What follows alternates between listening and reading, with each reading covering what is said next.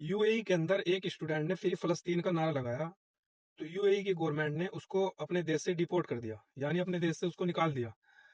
तो ये हाल है अरब कंट्री का कि फ़लस्तीन के बारे में कुछ बोलना तो दूर की बात, अगर वहाँ कुछ ऐसी एक्टिविटी भी हो रही है, तो उस पर इस तरह एक्शन लिया जा रहा है।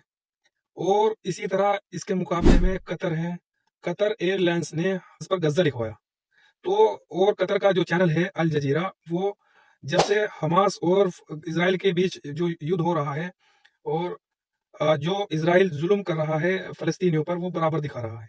और ये अल जज़ीरा चैनल यही नहीं, इंडिया की रिपोर्ट हो, पाकिस्तान हो, कहीं पे भी जहाँ मुसलमानों पर जुल्म होता है, वो पूरी-पूरी रिपोर्ट पेश करता है। वो पूरी-पूरी रिपोर्ट दिखाता है।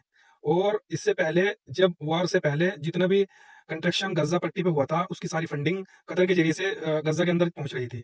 हमास के जो टॉप लीडर है, पॉलिटिकल लीडर जो हमास के हैं, उनका ऑफ़िस भी कतर के अंदर है। और ये भी कतर तालिबान और अमेरिका के बीच समझौता करवा चुका है और तालिबान को स्टेबिलिटी दे चुका है। तालिबान का एम्बेसी भी यहाँ पर कतर में मौजूद है। तो कतर इस हवाले से बहुत अच्छा काम कर रहा है, बिलमुकाबिल इसके कि यूएई और सऊदी अरब ये तो कब्जे में जा चुके यहूदी के।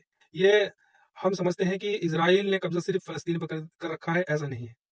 ज़ाहिर हमें दिखाई नहीं दे रहा है, लेकिन कुछ मुल्क तो उसके बिल्कुल कब्जे में जा चुके हैं। तो इस हवाले से कतर बहुत अच्छा काम कर रहा है मुस्लिम उम्मत के लिए, मुसलमानों के लिए। इस्लाम फ़ोबिया की कहीं एक्टिविटी हो या मुस्लिम अगेंस्ट कोई पूरी दुनिया में कहीं भी एक्टिविटी हो, अल जज़ीरा चैनल सबसे पहले दिखाता है, जो कतर का चैनल है। तो ये बहुत अच्छी बात है, अरब मुल्कों में एक मुल्क कतर जो उससे हो सकता है सही वे में काम कर रहा है, अपने हैसियत के मुताबिक।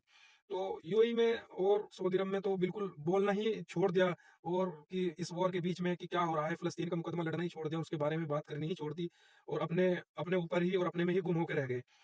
तो आने वाले टाइम में बहुत कुछ क्लियर हो जाएगा कि मुल्क वही है और वही बेहतर लोग हैं कि जो मज़लूमों के साथ खड़े हो, जो सही के साथ खड़े हो।